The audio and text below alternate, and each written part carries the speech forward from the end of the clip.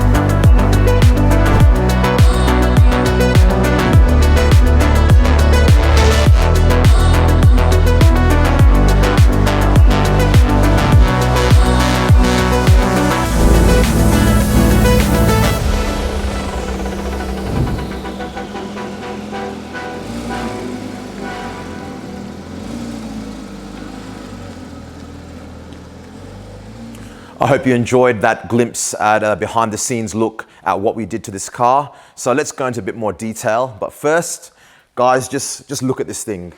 I can't even begin to explain how insanely aggressive this car looks. I have no idea how this thing is street legal. Like every Porsche, you see it in photos, you see it in videos, and you're like, yeah, it's a nice, pretty car.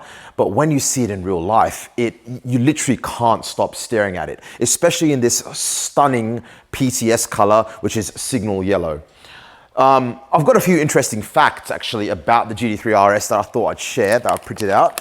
I'll quickly go through some of these. Obviously things like power specs and power, I think it's 518 horsepower, 9,000 RPM redline, you guys all know all that. But some cool stuff here. The camshafts were redesigned to operate optimally between 5,000 to 9,000 RPM, which favors track use. This is a difference from the standard GT3 motor. The cylinder head oil passages were modified from the GT3 to the RS due to the anticipated higher G loads on track, and that can be explained by that giant wing and all the aero in this car. Obviously it's going to be pulling some crazy Gs. It's got the 7-speed PDK, not the 8-speed like is found on normal Carreras. This is to save weight, and the final drive ratio has been shortened for better acceleration, I assume, or not I assume, I know that's what it's for, and obviously the trade-off there is not as good cruising speed or fuel efficiency, but I don't think anyone is buying one of these for fuel economy. Certainly I wouldn't anyway. At its full downforce setting, so you probably know it's got the adjustable rear wing there that goes up and down. At the full downforce setting, it generates the same level of downforce as a Le Mans GT3 Cup car. That is insane. This is a street legal car, guys, making as much downforce as a Le Mans car. The rear wing on this Porsche is the first wing on a production Porsche to be higher than the roof line. I mean, let's come back and have a look at see how tall this is. So guys, I'm 182 centimeters and this wing is up to here on me. This is crazy. It's just absolutely crazy. Like you could literally use this as a dinner plate, as a platform for putting your soup on or something like that. You know, it's absolutely crazy. This is remarkable. The suspension components on this car are aerodynamically shaped. Okay, now what this does is generates an extra 40 kilos of downforce over the front axle. So you can imagine how important that would be for cornering. You've got more downforce on the front wheels, more grip turning in. You're not going to get any understeer issues on this car. The only part of this car that is metal are the rear quarters.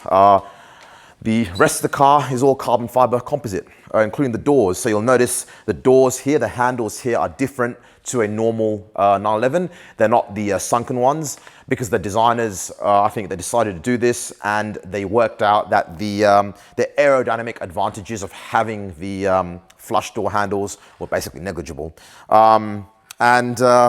Yeah, that's what I've got here. There's plenty more stuff out there, but that was some stuff that I found that was just, I found really interesting. So guys, on to the work. The car was fully wrapped in Xpel Ultimate Plus paint protection film. Before that, we performed a full paint correction, which you would have seen in the video. Now, all the patterns for these, of course, were the Xpel patterns, but us being us, we weren't happy with the fitment.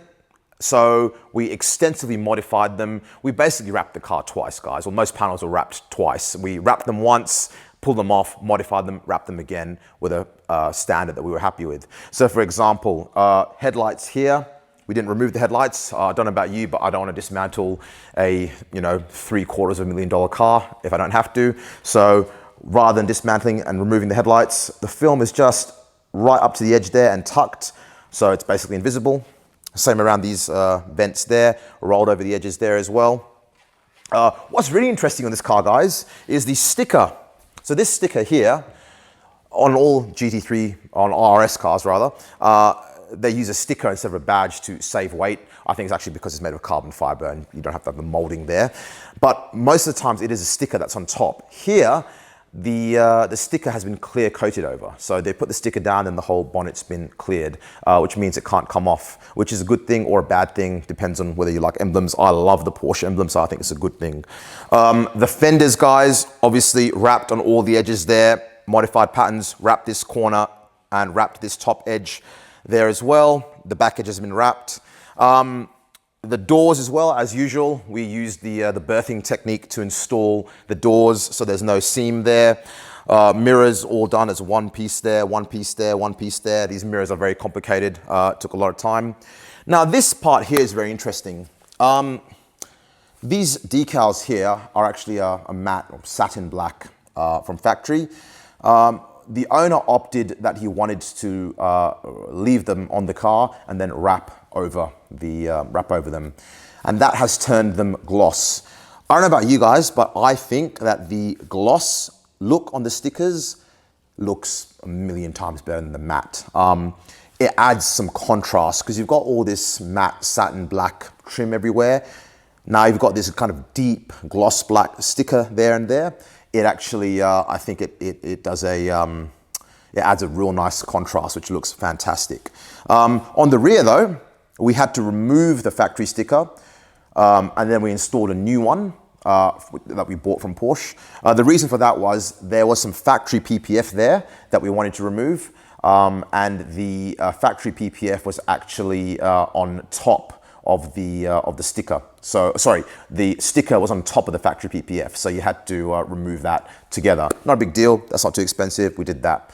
Now, in terms of the film as well, this rear quarter, we actually triple layered the film in on the lower part here. So what we did here, and we could probably get a close up later, is we wrapped the whole rear quarter in one piece like we normally do on Porsches. And then we did a second strip on this one, which goes around the vent there, and I'm trying to find the line just there. You see, the second layer is just there, follows this body line, and then comes out there, and you can barely see it. I couldn't see it myself, I had to feel for it. And that's the second tearaway strip. And then we've got a third layer, which is the same shape as the factory film, which is just going there. So it goes around there, up there, down there like that. So you've got 3 layers of protection on the biggest, on the most vulnerable area there, which is very important. No one buys a GT3 RS to park in their garage and not drive it. You buy this car because you want to drive it, and I'm sure the owner will be driving it. Back here on the rear bumper, There was some factory PPF there in the rear bumper. We actually left that in place because we didn't want to dismantle it. And we put a second layer of film on top. And there's a slight air gap there, not a big deal. In the real world, you don't really see it. You see it at when you're close up here, but you've got that double layer protection there. We didn't want to dismantle this, and the owner asked us not to, so we left that there. The rear quarter as well, we actually wrapped all this inside there, and here under the headlights were removed. I know we talked about not dismantling, but removing the headlights on a 911 is a matter of 2 screws. So we did that, and we wrapped that under there to give a nice seamless finish. Around the back of the car as well, we've got the GT3 RS decal there. That was wrapped over, and that's made it, given that beautiful gloss finish as well. And of course, the whole spoiler, all parts of spoilers were PPF'd. So guys, we've looked at the outside of the car. Let's take a look at the inside of this basically street legal race car.